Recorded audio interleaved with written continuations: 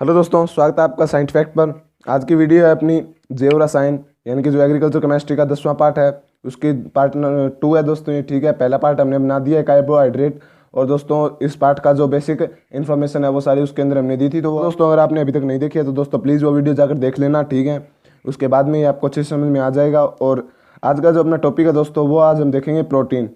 ठीक है, तो चलिए दोस्तों वीडियो को शुरू करते हैं। बात आती है प्रोटीन।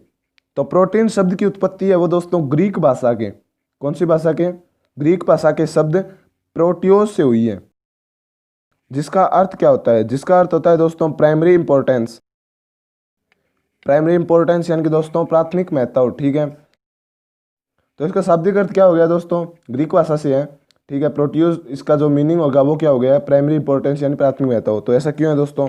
क्योंकि दोस्तों जो प्रोटीन है, ठीक है, ये प्रोटीन है वो क्या है कि जो शरीर है अपना, ठीक है, शरीर की वृद्धि के लिए और इसकी मरम्मत व अनुरक्षण के लिए क्या है? सर्वाधिक जो आवश्यक जैव अणु है, ठीक है, सर्वाधिक आवश्यक जैव अणु है वो कौन सा है?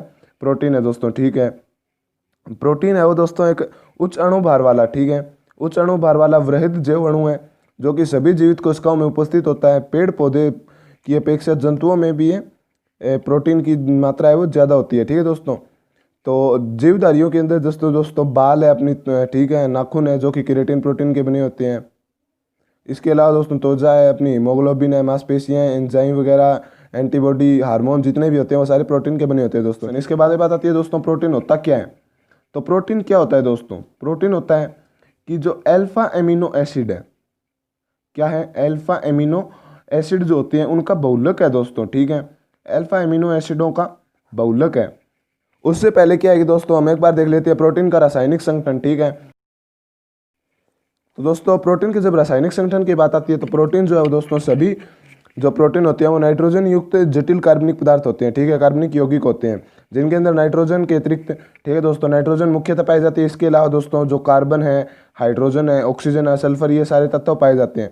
इसके अलावा दोस्तों जो प्रोटीन है उनके अंदर फास्फोरस, आयोडीन, ठीक है, और जो दोस्तों कॉपर, जिंक और जो मैग्नीज है, ऐसे तत्व भी पाए जाते हैं दोस्तों। ठीक है, स्रोत के आधार पर, जिस स्रोत से अपने को प्रोटीन प्राप्त हुआ है उसके आधार पर जो इनकी मात्रा है दोस्तों वो चेंज होती रहती है। ठीक है, प्रोटीन का जब दोस्तों हाइड्रोलाइसिस होगा, जब जल अपघटन होगा, ठीक है, आंशिक जल अपघटन होगा, तो उससे क्या होगा दोस्तों? उससे अपने को प्राप्त होगा पेप्टाइड, पेप्टाइड्स प्राप्त होंगे। ठीक है दोस्तों, क्या प्राप्त होंगे? पेप्टाइड्स अपने को प्राप्त हो जाएंगे। और जब दोस्तों इसका और जल अपघटन करेंगे तो उससे हमें प्राप्त होगा अल्फा एमिनो एसिड। तो दोस्तों अब यहाँ पे बात आती है कि हमने इससे पहले भी देख लिया कि ये जो प्रोटीन है होते क्या है। तो ये दोस्तों अल्फा एमिनो एसिडों का बहुलक होता है। तो दोस्तों अल्फा एमिनो एसिड है वो मिलकर बनाते हैं पेप्टाइड, और पेप्टाइड क्या बनाते हैं? प्रोटीन बनाते हैं दोस्तों। ठीक है, तो दोस्तों इस तरह से बात क्या निकल के आती है कि जो अल्फा एमिनो एसिड है, ठीक है, अल्फा एमिनो एसिड का जो दोस्तों पॉलीपेप्टाइड होता है, ठीक है, जो अल्फा एमिनो एसिड के पॉलीपेप्टाइड्स होते हैं जिनका अणुभार 10,000 से अधिक होता है दोस्तों। ठीक है, जिनका अणुभार 10,000 से अधिक होता है और उनके अंदर दोस्तों अल्फा एमिनो एसिडों की संख्या है वो होती है 100 से अधिक। तो वो क्या कहलाते हैं? ऐसे जो अणु होते हैं, ऐसे जो मतलब जो यौगिक होते हैं वो कहलाता है दोस्तों प्रोटीन। ठीक है, तो यहाँ पे अपने को सीधा सी बात है समझ में आ गई कि प्रोटीन होता क्या है। इसके बाद में बात आती है दोस्तों अल्फा एमिनो एसिड क्या होता है। ठीक है, अब हमने बहुत बार देख लिया यहाँ पे अल्फा एमिनो एसिड क्या होता है, तो अब हम देखते हैं अल्फा एमिनो एसिड होता क्या है।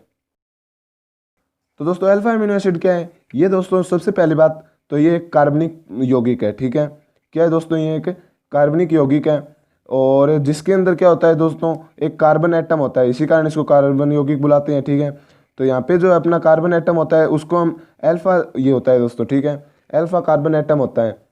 तो इसके दोस्तों ये जो यहाँ पे मान लेते हैं ये अपना कार्बन एटम है, इसके साथ दोस्तों एक तो जुड़ा होता है NH2 यानी कि एमिनो ग्रुप, और एक जुड़ा होता है दोस्तों COOH, COOH यानी कार्बोक्सिलिक ग्रुप।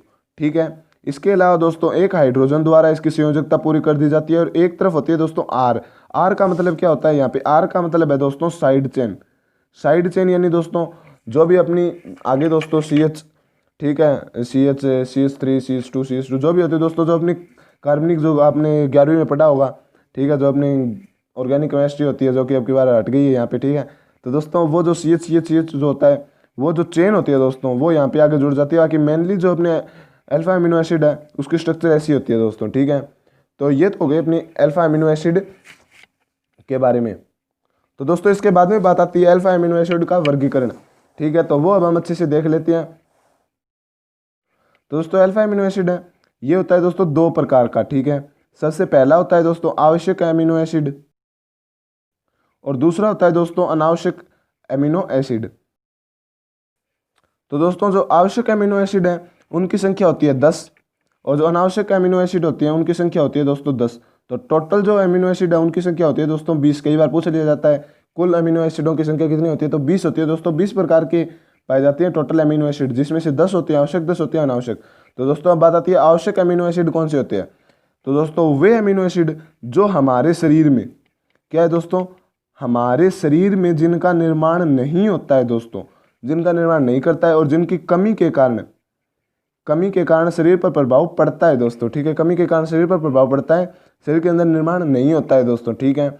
और दैनिक जीवन में जो अपना भोजन ग्रहण करते हैं उनके अंदर इनकी मात्रा होनी जरूरी है दोस्तों, ठीक है।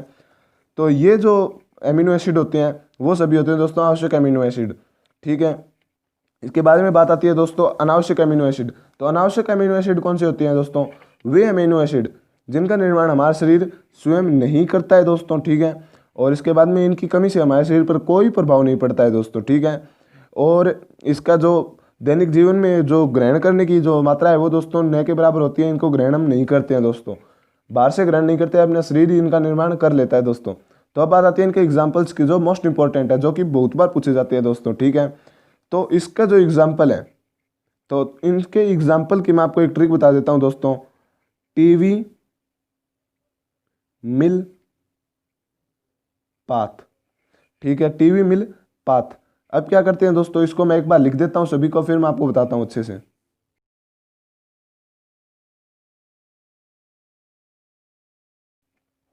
तो दोस्तों ये है आवश्यक एमिनो एसिड।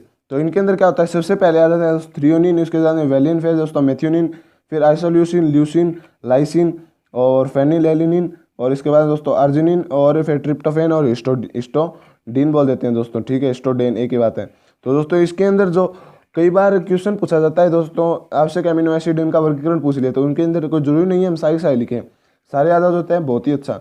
इसके अलावा दोस्तों जो लाइसिन है, ठीक है, जो कि कार्बोहाइड्रेट जो अपना होता है दोस्तों, ग्रेमिनिकुल की फसलें होती हैं उनके अंदर इसकी कमी पाई जाती है दोस्तों, ठीक है। इस तरह से जो भी अपने को मतलब आपका आज तक का नॉलेज है उसके अंदर इनमें से दोस्तों जो हम बाहर से ग्रहण करते हैं वो सारे यही है दोस्तों, ठीक है। तो आप इनमें से 4-5 ऐसे चूज कर लो जो आपको आसान लग रहे हो, आप उनको याद कर लीजिए दोस्तों, ठीक है। कभी भी इनका अगर आपको डेफिनेशन पूछ ले तो एग्जाम्पल जरूर लिख देना दोस्तों, नंबर आपके पक्के हो जाएंगे। इसके बाद में बात आती है दोस्तों अनावश्यक की। तो इनका अगर एग्जाम्पल की अगर हम बात लेके चले तो इसके एग्जाम्पल होता है दोस्तों ग्लाइसिन, ठीक है। सबसे पहले कौन सा हो गया, ग्लाइसिन। उसके बाद में बात आती है दोस्तों एलानिन। उसके बाद में दोस्तों बात आती है प्रोलिन, ठीक है। ये सारी क्या है दोस्तों अनावश्यक एमिनो एसिड है, ठीक है। तो ये तो हो गया दोस्तों इनका वर्गीकरण।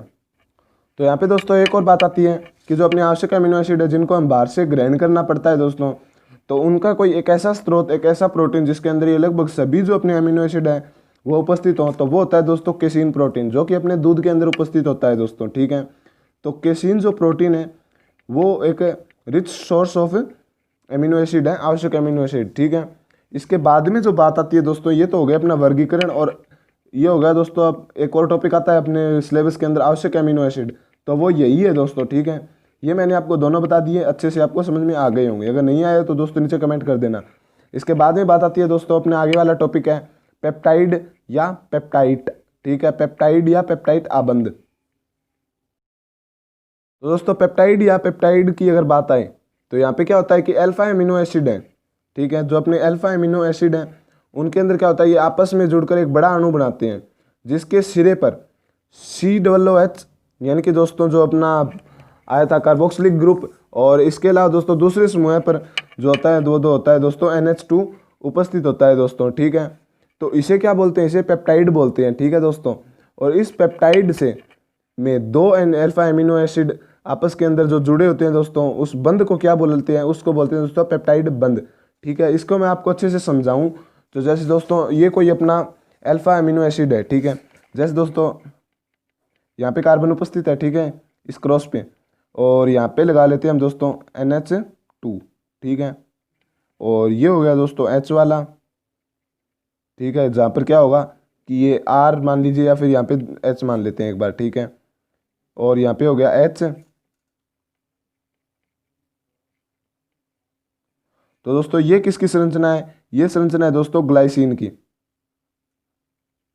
जो ग्लाइसिन अपना होता है एमिनो एसिड, उसकी संरचना इसी तरह होती है, ठीक है। इसके बाद में दोस्तों एक और ले लेते हैं, उसके अंदर क्या होगा कि ये अपना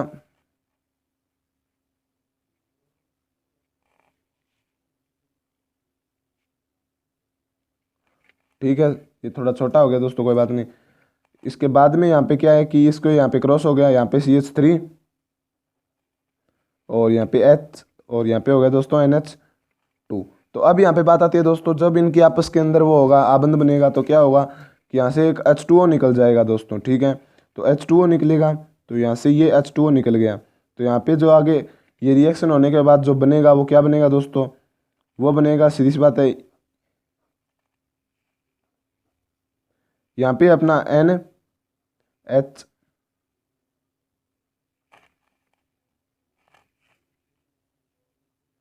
C, ठीक है दोस्तों। N और C जो अपना नाइट्रोजन और कार्बन है वो आपस के अंदर जुड़ जाएंगे दोस्तों, ठीक है। इसके बाद में दोस्तों कार्बन के ऊपर होगी ऑक्सीजन, ठीक है, और यहाँ पे हो जाएगा CH3 H और NH2, यहाँ पे NH2 H और H, ठीक है दोस्तों। तो ये जो है वो दोस्तों हो गया अपना जो पेप्टाइड आबंध है। यहाँ पे कौन सा होगा? ये जो पेप्टाइड आबंध है ये होगा दोस्तों पेप्टाइड आबंध। और ये जो हो गई दोस्तों अपनी संरचना हो गई, ये क्या हो गई? ये हो गई दोस्तों पेप्टाइड, ठीक है। तो एक पेप्टाइड में पेप्टाइड आबंध आपस में अल्फा अमीनो एसिड की संख्या के आधार पर, इनके निम्न आधार पर दोस्तों बांटा जाता है। इनको कैसे बांटा जाता है दोस्तों? जैसे सबसे पहले आ गया डाइपेप्टाइड।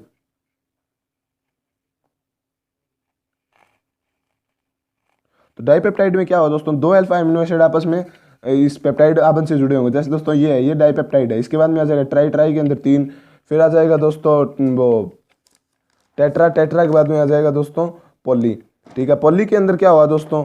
जो पॉलीपेप्टाइड होते हैं, तो दोस्तों जैसे है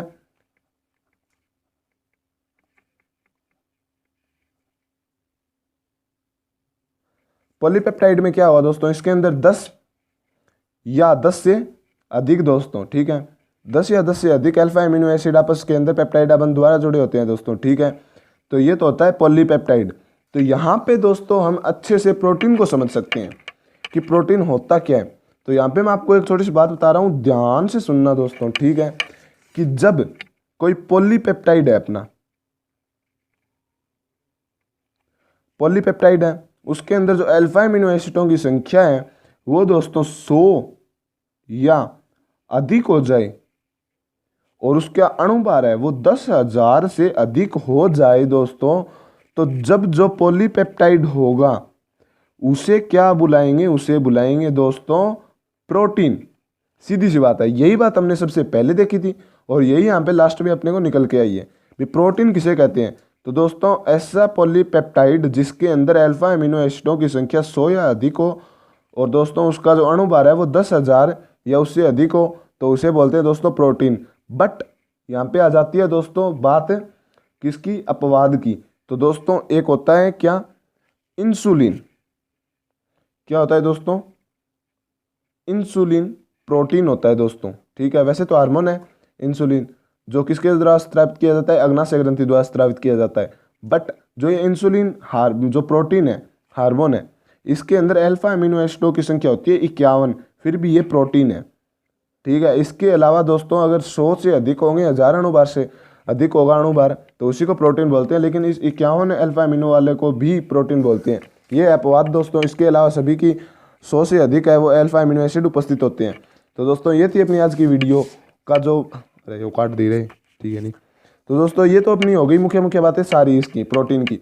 अब बात आती है प्रोटीन का जो होता है दोस्तों जैविक महत्व, यानी कि अपने प्रोटीन के जैविक महत्व। तो उसका जो सबसे पहला महत्व है वो क्या है? वो है दोस्तों कोशिकाओं का संरचनात्मक संगठन। तो दोस्तों कोशिकाओं का संरचनात्मक संगठन है वो किस प्रकार होता है कि दोस्तों कई प्रोटीन्स है, जैविक पदार्थ है, ठीक है। जैसे दोस्तों जो स्तनधारियों के बाल होते हैं, ठीक है, जो अपने बाल हैं वो किसके बने होते हैं, वो केरोटीन प्रोटीन के बने होते हैं, ठीक है। नाखून जो है वो केरोटीन प्रोटीन के बने होते हैं। इसके अलावा दोस्तों जो संयोजी ऊतक है उनके अंदर जो कोलेजन होता है वो प्रोटीन पाया जाता है, कोलेजन नामक प्रोटीन पाया जाता है। और दोस्तों अपनी मांसपेशियाँ हैं, ठीक है, मांसपेशियाँ हैं, उनके अंदर भी दोस्तों जो मायोसिन नामक प्रोटीन है, मायोसिन नामक प्रोटीन पाया जाता है। तो इस तरह से क्या होता है दोस्तों, जो कोशिकाओं की संरचनात्मक घटक है वो कौन सा होता है दोस्तों, प्रोटीन होता है। प्रोटीन से क्या है कि अपनी जो कोशिकाएं हैं, जो अपना ढांचा है वो तैयार होता है। इसके बाद में जो दोस्तों 2 नंबर बात आती है वो कौन सी बात आ जाती है, वो आती है दोस्तों एंजाइम या फिर जैव उत्प्रेरक के रूप में। तो ये किस तरह से होगा दोस्तों, तो इसके अंदर क्या होता है कि लगभग सभी एंजाइम है वो प्रोटीन के बने होते हैं दोस्तों, जो संजीवों में संपन्न होने वाली जैव रासायनिक अभिक्रियाओं को क्या करते हैं, उत्प्रेरित करते हैं दोस्तों। यानी कि जैव उत्प्रेरक क्या होता है, यानी कि ऐसा जैविक घटक जो कि जैव रासायनिक अभिक्रियाओं की गति को या तो बढ़ा दे या कम करते, एंजाइम होता है दोस्तों वो। तो वो क्या होते हैं, वो प्रोटीन होते हैं दोस्तों। इसके बाद में जो बात आती है वो बात आती है दोस्तों 3 नंबर हार्मोन के रूप में। क्या बात आती है दोस्तों, हार्मोन के रूप में। हार्मोन के रूप में किस तरह दोस्तों, जैसे अंतःस्रावी ग्रंथियां हैं, ठीक है, अंतःस्रावी ग्रंथियों द्वारा उत्पन्न लगभग सभी हार्मोन क्या होते हैं, अल्फा एमिनो एसिड के बहुलक होते हैं, यानी कि दोस्तों क्या होते हैं, वो प्रोटीन होते हैं, सीधी सी बात है। जैसे दोस्तों अपनी अग्नाशय ग्रंथि, जैसे थोड़ी देर पहले हमने देखा था, अग्नाशय ग्रंथि द्वारा स्रावित इंसुलिन हार्मोन क्या है, प्रोटीन है। इसके अलावा थायराइड ग्रंथि द्वारा स्रावित थायरोक्सिन हार्मोन भी क्या है, प्रोटीन है। इसके अलावा दोस्तों जो अपना आता है 4 नंबर बात आती है वो आती है दोस्तों O2 यानी ऑक्सीजन के वाहक के रूप में। तो वो किस तरह से दोस्तों, जैसे संजीवों के अंदर दोस्तों श्वसन क्रिया के फलस्वरूप जो ऑक्सीजन शरीर के अंदर जाती है वो दोस्तों रक्त के अंदर उपस्थित हीमोग्लोबिन प्रोटीन के द्वारा एक जगह से दूसरी जगह पर क्या की जाती है, वहन किया जाता है दोस्तों हीमोग्लोबिन द्वारा। तो दोस्तों ये क्या हो गया, ऑक्सीजन के वाहक के रूप में। इसके बाद में दोस्तों जो बात आती है 5 नंबर, वो आती है दोस्तों शरीर की सुरक्षा, ठीक है। शरीर की सुरक्षा किस तरह से करता है प्रोटीन, शरीर की सुरक्षा इस तरह से करता है दोस्तों, जो हमारे शरीर में उपस्थित ग्लोबिन्स क्या है, इम्यूनोग्लोबिन्स एंटीबॉडी है।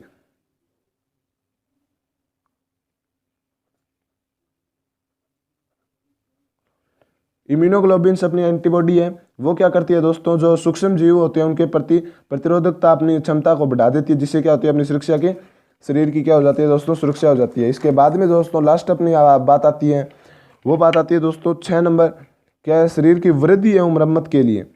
किसके लिए दोस्तों, वृद्धि एवं मरम्मत के लिए। उसके लिए कैसे दोस्तों, कि शरीर की जो संपूर्ण बाह्य आवरण है, ठीक है, जो त्वचा है, मांसपेशियां हैं, वो सारी प्रोटीन की बनी होती है और ये आकार के अंदर बढ़ती रहती है दोस्तों, ठीक है। इस तरह से शरीर की वृद्धि और मरम्मत होती रहती है। इसके अलावा दोस्तों आंतरिक उपापचय क्रियाओं के कारण उत्तक प्रोटीन का अपघटन होता रहता है। इन्हीं जो मरम्मत होती है इनके द्वारा अल्फा एमिनो एसिड जो है दोस्तों निर्माण जो टूटता रहता है दोस्तों, ठीक है। तो इस तरह से दोस्तों जो इनके जैविक जो महत्व है वो कौन कौन से हो जाएंगे दोस्तों, सीधी सी बात है, कोशिकाओं के रूप में संरचनात्मक, जैसे दोस्तों मायोसिन मांसपेशी, इसके अलावा कैरोटीन जो अपना नाखून वगैरह है वो। इसके अलावा दोस्तों जो एंजाइम उत्प्रेरक यही होते हैं, हार्मोन भी यही होते हैं, ऑक्सीजन के वाहक के रूप में शरीर के जो रक्षा करते हैं और दोस्तों शरीर की वृद्धि वगैरह में भी सहायक होते हैं दोस्तों। तो दोस्तों ये थी अपनी आज की वीडियो। अगर पसंद आई हो तो लाइक कमेंट शेयर सब्सक्राइब जरूर कर देना दोस्तों। और अगर आपने अभी तक पहली वीडियो नहीं देखी जरूर देख लेना। उसके आगे वाली वीडियो देखने के लिए चैनल को सब्सक्राइब करके बेल वाले आइकन को जरूर प्रेस कर देना दोस्तों। वीडियो देखने के लिए थैंक यू वेरी मच। जय हिंद, जय Bharat. Thank you very much.